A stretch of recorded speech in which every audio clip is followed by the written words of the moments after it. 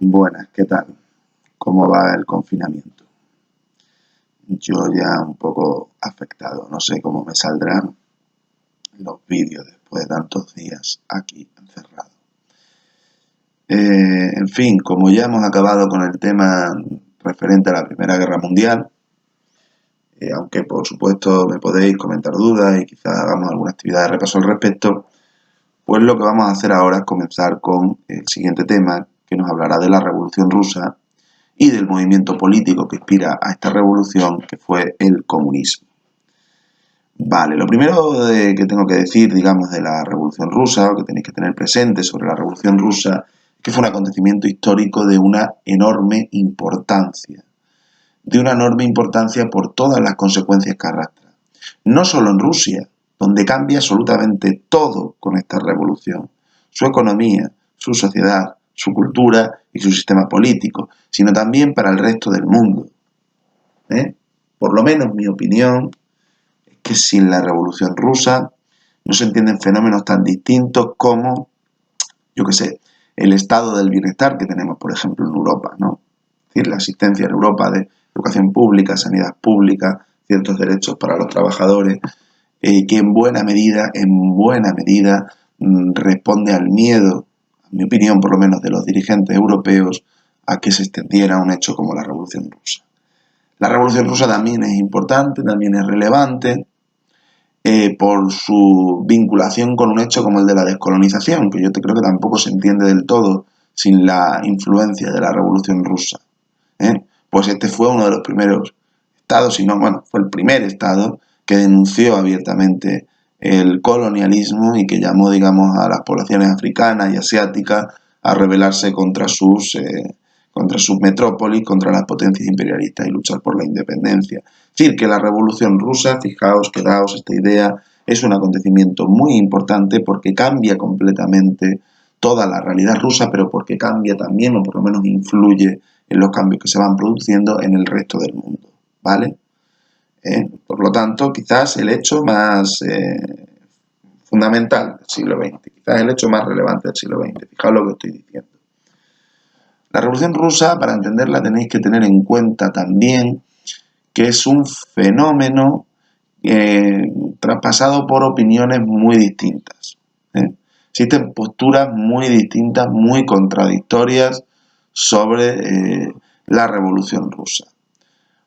Por un lado, te vas a encontrar con sectores, con gente que defienden que la Revolución Rusa fue un acontecimiento fundamentalmente positivo, que fue un avance en el camino hacia la libertad y la emancipación de la humanidad, que fue la primera experiencia política en la que toman el poder los trabajadores, los pobres, y por otro lado te vas a encontrar, por ejemplo, con sectores que te defenderán que aquello fue una dictadura brutal del Partido Comunista y que solo reportó miseria, o que los éxitos que vende de sí misma esa revolución pues no fueron quizás tales, ¿no?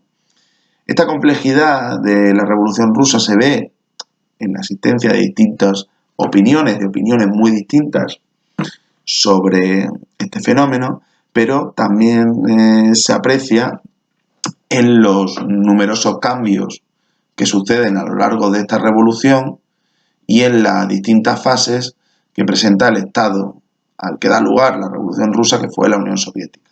Es decir, la Unión Soviética no va a tener las mismas características, o la Revolución Rusa, vaya, no va a tener las mismas características en los inicios de la revolución, con posterioridad, el periodo de Lenin, que fue, digamos, el primer dirigente de la Revolución Rusa, en el periodo de Stalin.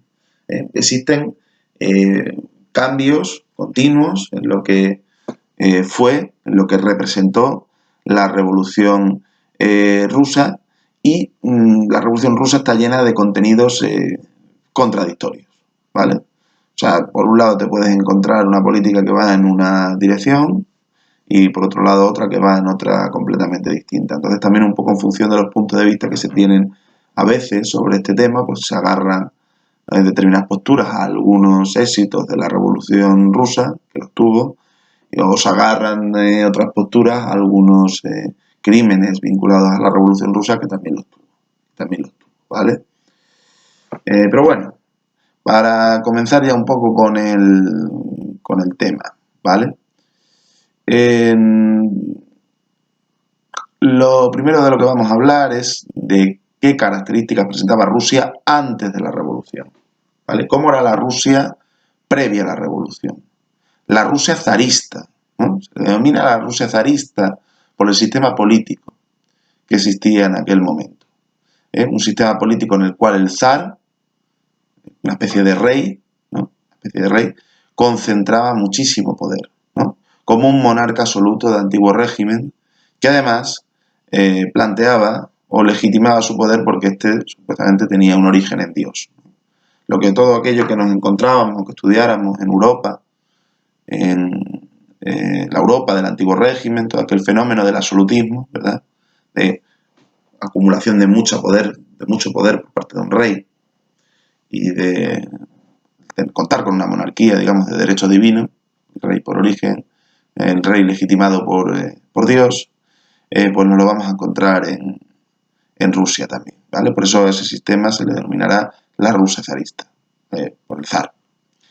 Bueno, yo creo que para que entendáis, para que os imaginéis, para que comprendáis bien qué representaba la Rusia zarista, lo primero que tenéis que tener en cuenta es el enorme atraso que tenía este país. El enorme atraso que tenía este país con respecto al resto de Europa. No solo respecto a los países más avanzados de Europa, como Inglaterra, como Alemania, como Francia, que desde luego que sí, sino incluso con respecto a un país como España, que no estaba precisamente a la cabeza del continente europeo, ¿vale? La Rusia del siglo XIX, de mediados, de finales del siglo XIX y de inicios del XX, es una Rusia básicamente campesina, básicamente agraria. El 80% de la población sigue viviendo en el campo. Por lo tanto, una Rusia que ha tenido una incidencia muy limitada de aquello que estuvimos estudiando sobre lo que fue la revolución industrial. La tuvo, hubo industria efectivamente y hubo zonas concretas de Rusia que sí estaban más o menos industrializadas, pero junto a esas zonas grandes extensiones, enormes extensiones, donde todavía se practicaba una economía completamente agraria, ¿no? Y una agricultura con una producción, con una productividad baja, ¿eh? En comparación con lo que representaba, por ejemplo, ya la agricultura inglesa o la agricultura francesa, ¿no? Un enorme atraso que se ve también en cuestiones como la situación de los campesinos. Un enorme atraso y una enorme opresión y una enorme desigualdad, ¿vale? En Rusia los campesinos hasta 1861, una fecha muy tardía, seguían siendo considerados en buena medida, en un gran porcentaje, como siervos. No hasta 1861 cuando se elimina la servidumbre. Y la servidumbre implicaba que este campesino era prácticamente propiedad de un dueño, propiedad de un noble. No era siquiera la servidumbre que podría existir, digamos, en Europa occidental antes de la Revolución Francesa, donde es verdad que existían derechos señoriales, es decir, obligaciones de los campesinos para con los señores. Era algo mucho más tremendo, mucho más duro, ¿no? Y además mucho más prolongado en el tiempo, hasta 1861. Era una servidumbre en la cual el noble tenía la legitimidad de castigar mediante palizas a su campesino. Era una servidumbre en la cual los campesinos no tenían libertad para moverse de su pueblo, de la tierra a la que estaban atados, ¿vale? O sea, tened en la cabeza el enorme nivel de atraso y de opresión que implicaba la Rusia zarista. Esto se ve también, por ejemplo, y a mí me llama mucho la atención, y yo creo que hay que comentarlo, en un hecho como la situación de la mujer en la Rusia zarista, que yo creo que ejemplifica muy bien el nivel de atraso de este país, porque decía una cita, ¿no? Que quizás el nivel de, la cita me parece que de Fourier, que quizás el nivel de civilización de una sociedad se puede medir por el grado de emancipación de las mujeres, ¿no? ¿Cuál era el grado de emancipación de las mujeres en Rusia? Nulo. En muchas zonas era una costumbre que se entregara un látigo al marido cuando se casaba con su esposa. Evidentemente, ¿para qué se utilizaría ese látigo? para golpearla, para castigarla, ¿no? Para maltratarla. En muchas zonas, en algunas zonas de Rusia era costumbre que si el marido tenía que partir al frente a combatir o tenía que emigrar a otra zona, el suegro mantuviera relaciones sexuales con la nuera, violentas, claro, evidentemente, violaciones dentro del matrimonio. En Rusia estaba completamente generalizada el maltrato físico y psicológico sobre las mujeres dentro de el ámbito doméstico, ¿no? Por lo tanto, que tenemos un país muy atrasado y con unos altos niveles de opresión. Claro, cuando hay opresión hay resistencia. Esto también tendrá que ver con que precisamente surja una revolución tan radical y como la que fue la Revolución Rusa, ¿no? Cuando hay una carga tan inmensa de injusticia como la que existía en la Rusia zarista, pues es normal que acabara surgiendo una rebelión, una revolución que también tuvo un contenido de violencia tan intenso, ¿no? Decía, fijaos, para que veáis un poco esta idea que estoy planteando, lo que expresaba un hombre de la nobleza, de la propia élite de la Rusia zarista, pero con bastante inteligencia, ¿no? Cuando vio que ya se le venía la revolución. Este hombre dijo, es la venganza de los siervos, ¿no? Si no hubiéramos sido tan malvados con los campesinos, si no les hubiéramos oprimido tanto, quizás nos hubiéramos salvado de estas y las cosas hubieran sido distintas, ¿no? Era la venganza de tantísimas décadas, de tantísimos siglos incluso, de dolor, ¿no? Y de injusticia. Bueno, y por estructurar un poco en qué consistía exactamente esta Rusia zarista, voy a hablaros de su sistema político, su sociedad, con algunas notas sobre la economía rusa también, y sobre la oposición al régimen zarista, es decir, la gente que se enfrentaba, que peleaba contra este sistema, ¿vale? Empezando por la política, ya hemos dicho bastante al empezar a hablar de este país, ¿vale? Para empezar a hablar de Rusia. El sistema político ruso era todavía un sistema de antiguo régimen, como el que estudiamos en el primer tema, ¿no? Como el que correspondía a Europa, a toda Europa, pues durante los siglos, digamos, XVII, XVI, XVII, XVIII, ¿no?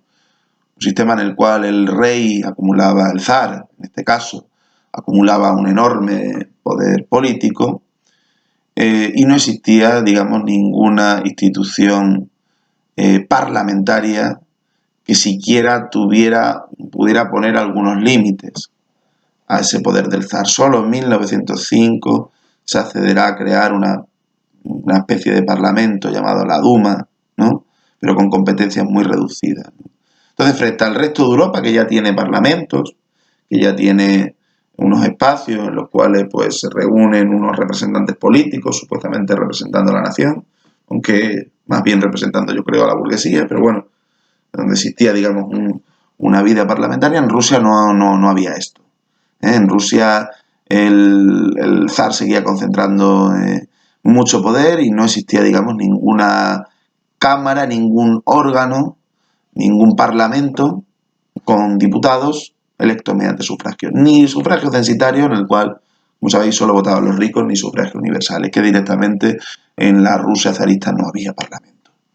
En la Rusia zarista tampoco había constitución, ¿no? Es decir, no existía una ley de leyes que regulara el funcionamiento de todo el orden político y todo el orden jurídico, y tanto que no existía constitución, pues tampoco existían derechos constitucionales. Es decir, no había derecho a la libertad de expresión, no había derecho a la libertad de organización, los trabajadores no podían formar legalmente sindicatos, ¿eh? Y todo esto estaba vigilado por un órgano policial, la Orjana, la policía secreta zarista, que se encargaba de reprimir a cualquier tipo de disidentes, ¿no? Y bien enviarles a la cárcel o bien llevarles, digamos, al destierro en Siberia, un método de castigo muy habitual, también desde luego muy duro por las temperaturas tan extremas que hay en Siberia, como todos sabéis, ¿no? Bueno, pues esto era la política de la Rusia zarista. Un país sin libertades, un país sin un imperio de la ley, un país sin parlamento y un país en el que el zar seguía seguía acumulando mucho poder, ¿no? Mucho poder. Respecto a lo que tiene que ver con las clases sociales, ¿no? Con los grupos sociales que había en Rusia. Bueno, pues al contrario que en el resto de Europa, donde ya la burguesía, recordad, propietarios de negocios, propietarios de fábricas, comerciantes, ¿no? Dueños de tierras también, pero que no tenían, digamos, privilegios de sangre, privilegios por orígenes familiares, sino que debían su posición al éxito en los negocios, ¿no? Al éxito como dueño. Frente al resto de Europa, digo, donde ya la burguesía era claramente, finales del 19-20, ya era claramente la clase dominante, en Rusia seguía teniendo mucho poder y seguía estando en la élite social la nobleza, ¿vale? Una nobleza que la que por pertenecer a determinadas familias, a las familias nobles, por tu origen de sangre, pues tenías reconocidos determinados privilegios, ¿no? Te juzgaban con leyes distintas, no tenías que pagar impuestos o determinados impuestos al menos, y sobre todo un privilegio importante que tiene que ver mucho con de dónde vendrán los ingresos, las pelas y el poder de la nobleza rusa, que es que acaparaba, acumulaba todos los cargos importantes del Estado, tanto a un nivel, digamos, burocrático o administrativo como a nivel militar. La cúpula militar rusa seguirá constituida por nobles. Entonces tenemos como clase dominante, como clase en el poder, a la nobleza, a una nobleza que, por lo menos en su sector más alto, más elevado, está muy vinculada al Estado, ¿no? Está muy vinculada al régimen político zarista. Difícilmente se va a oponer a ese régimen político zarista cuando es de de donde tiene sus ingresos, ¿vale? Porque los cargos del ejército, porque el servicio en la administración está ocupado por nobles. Aunque evidentemente ellos no solo se dedican a funciones estatales, ¿no? Sino quizás no podríamos hablar exactamente de tanto de una nobleza, sino de una casta burocrática, un poco como los mandarines chinos, ¿no? Sino que esta nobleza poseía también amplias extensiones de tierra y sobre todo poseía a los campesinos que trabajaban la tierra. Es decir, en Rusia es verdad que el campesinado tendrá bastante acceso a la propiedad, que habrá bastantes pequeños propietarios. Pero las cosechas que producen esos campesinos, la riqueza que generan esos campesinos en sus tierras, aunque sean propietarios de esa tierra, tiene que ir hacia los nobles, fluye hacia los nobles. ¿Por qué? Porque en Rusia sigue existiendo aquello que vimos que se eliminó durante la Revolución Francesa de los derechos señoriales.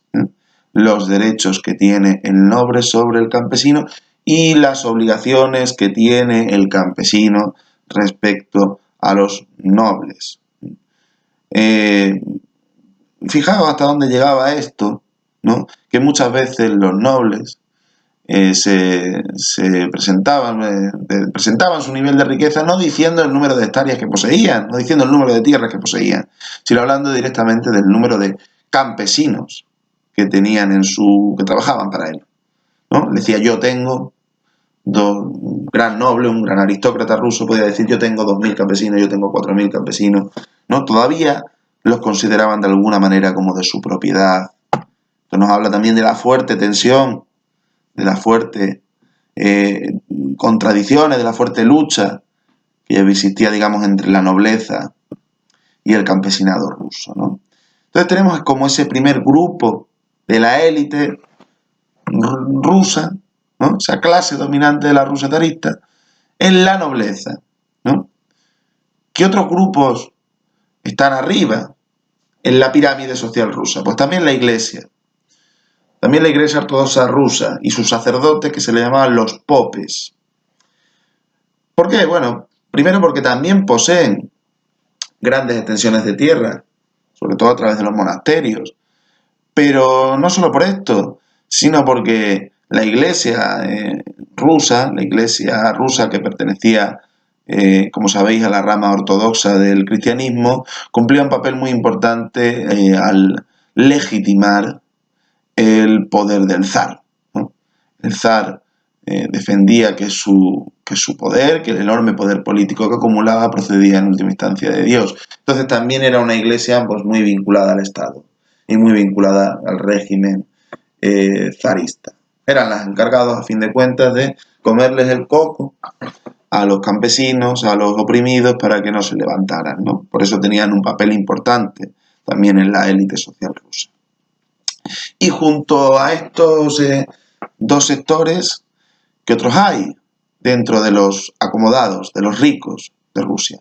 Pues existe también una burguesía. En Rusia también existía una burguesía, claro, de propietarios de fábricas, de gente que no tenía una procedencia noble, pero había conseguido un cierto nivel de riqueza. Existían ricos que no tenían un origen noble.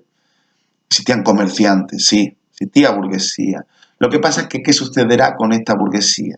Bueno, que es bastante más débil que la que encontramos en Europa, un país en el que la nobleza pues sigue recibiendo derechos señoriales y sigue acumulando para sí las tierras más jugosas. El papel económico de esta burguesía era menor. Además, tened en cuenta que la industria rusa era en buena medida propiedad de capitalistas extranjeros, sobre todo de capitalistas franceses. Entonces era una burguesía más débil desde el punto de vista económico y fue una burguesía que lo que optó, como yo creo que al final pasa en casi todos los países de Europa, contra ciertos mitos que hay por ahí, que hablan de no sé qué, de una revolución burguesa y tal. No. Al final optó por asociarse con la nobleza rusa, por vincularse a la nobleza rusa, por agachar la cabeza e integrarse en el sistema. ¿Molestándole algunas cosas? Sí, claro. A ellos les interesaba hacer negocio, ¿no? Y en un momento dado que todas esas tierras estuvieran acaparadas por una nobleza que las tenía en función de unos privilegios, pues tampoco les venía bien, ¿no? Criticando algunos aspectos del zarismo, queriendo que existiera dentro del zarismo pues un parlamento, por ejemplo. Sí, claro, esa burguesía, claro que quería reformar ese sistema, ¿eh? Pero ¿se conformaba con eso? Se conformaba con la reforma. No quería ir más allá. No quería ir a hacer una revolución. Quería en todo caso que los nobles rusos, pues como había sucedido con los nobles europeos, se convirtieran ellos también en burgueses, renunciando a sus privilegios, pero manteniendo sus propiedades. Y por lo tanto, contra lo que alguna gente pensaba, ilusa a ella, que la burguesía rusa acabaría haciendo una revolución que derribara el zarismo, pues esto no sucederá así, ¿no? Sino que la burguesía se mantendrá bastante fiel al sistema, poniendo algunas objeciones por ahí, tal, pero vamos, parches, reformas, no cambios radicales, ¿vale? No cambios revolucionarios, ¿no? Junto a la nobleza, junto a la iglesia, junto a la burguesía, ¿quiénes ocupaban la mayor parte de la población? Pues evidentemente, en primer lugar, los campesinos. La situación de los campesinos era mala. Era mala porque el nivel de desarrollo en Rusia, el nivel de desarrollo, digamos, de las fuerzas productivas, de la economía, era escaso, ¿no? Entonces ya solo por eso, y en un país con tanta desigualdad, pues evidentemente el campesino medio de inicios del siglo XX en Rusia pues no tenía evidentemente ni agua corriente y sus hijos ni siquiera iban a la escuela, ¿no? La situación del campesino ruso estaba muy marcado, del campesinado ruso estaba muy marcado por la opresión de la nobleza, es su principal enemigo en esto. Es cierto, eso sí, que el campesinado ruso en general va a tener pequeñas propiedades, ¿vale? Pequeñas propiedades.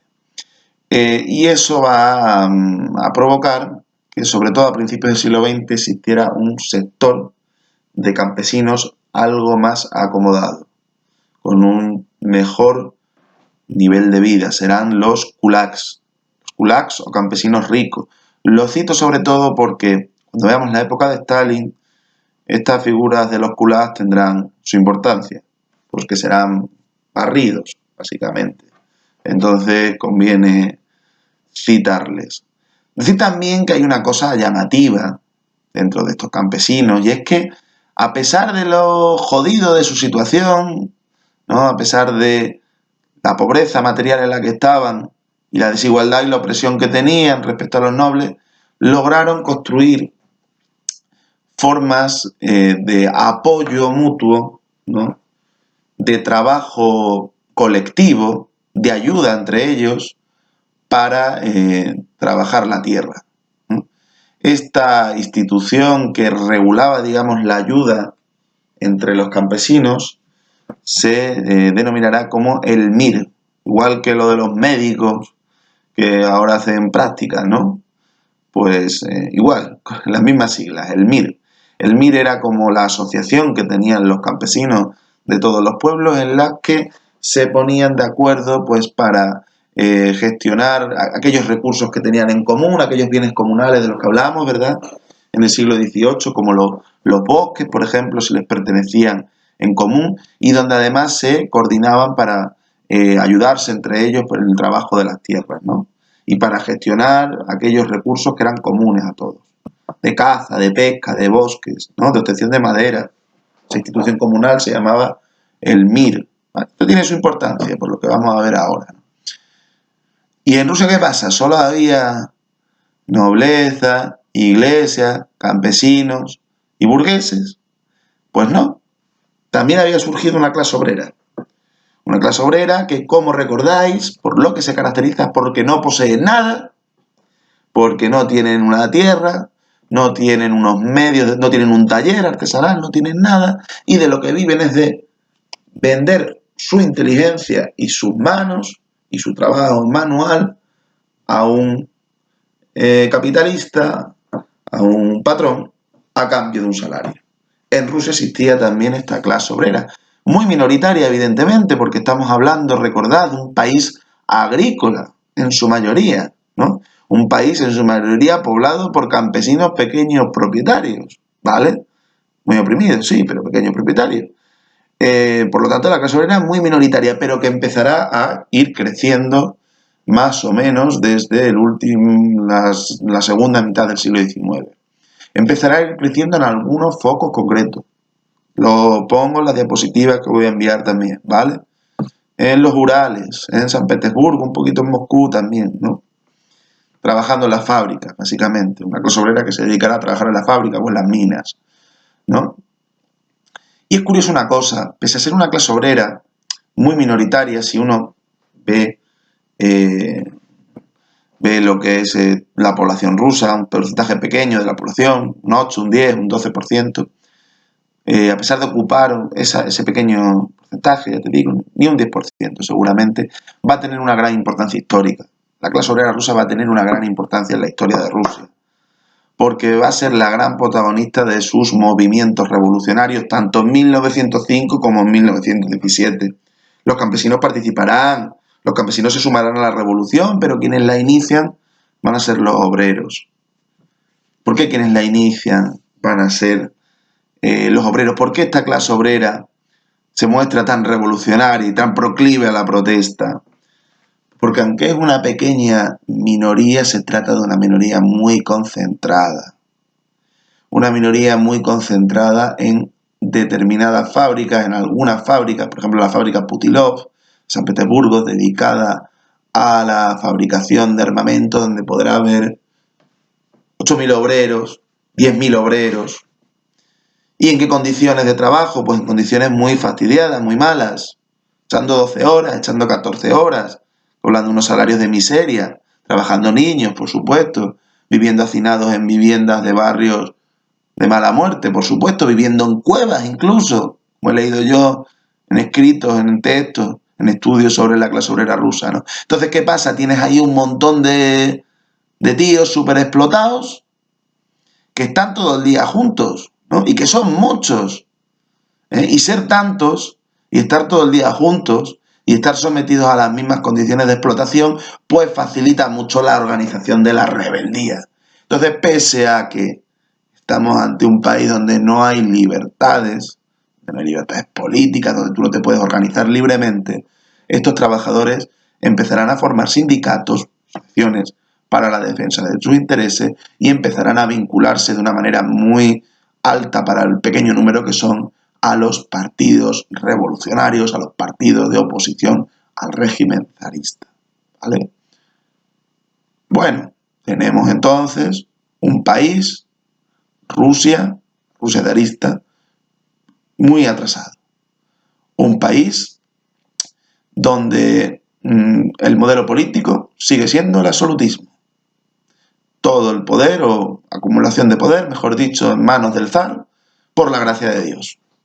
Un país cuyas élites son la nobleza, la iglesia, así como una burguesía que ni fu ni fa, y donde lo que hay son millones, decenas de millones de campesinos oprimidos por los nobles y una pequeña clase obrera que será pequeñita pero peleona, ¿no? Eso fue Rusia. Y ahora vamos a ver quiénes se oponían, digamos, al régimen zarista. Yo, antes que nada, voy a citar a un tipo de oposición que no se suele comentar nunca en los libros de texto de historia oficiales, digo, libro que tendréis de texto que no lo estamos usando nunca, ¿no? Pero bueno, el libro que tenéis. Y muchas veces tampoco los libros de historia tampoco, que digamos la oposición campesina, ¿vale? La oposición campesina, disculpad que me han llamado, ¿por dónde iba? Sí, iba hablando sobre la oposición campesina, ¿no? Al zarismo, que normalmente no se cita, pero que la sí hubo, que existió. Normalmente los campesinos aguantaban de una manera estoica pues todo tipo de humillaciones, ¿verdad?, por parte de sus opresores, pero se va acumulando la rabia. Y bien que hay una gota que colma el vaso, o bien hay un agravio moral, o bien hay un repunte de la miseria en las revoluciones, ¿verdad? Los movimientos revolucionarios pueden surgir por un montón de causas distintas. En ocasiones, aquel campesinado que parecía manso y obediente desobedecía y se rebelaba. A veces estas rebeliones normalmente, la mayoría de las veces eran dispersas. Una pequeña zona por aquí, una comarca por allá, que toman las tierras del noble, que queman los registros de la propiedad, una cosa muy típica, ¿no? Que apedrean a un cura, a un pope. Normalmente eran revueltas aisladas, pero en ocasiones, y eso hay que decirlo también, que a veces no se habla de estos episodios de la historia, los campesinos rusos tuvieron la suficiente capacidad como para llegar a levantarse en zonas muy amplias e incluso llegar a formar ejércitos enteros dirigidos a tomar el poder contra el zarismo. ¿Vale? Ese fue el caso. Si os interesa, buscáis más información, me la podéis pedir, de Pugachev,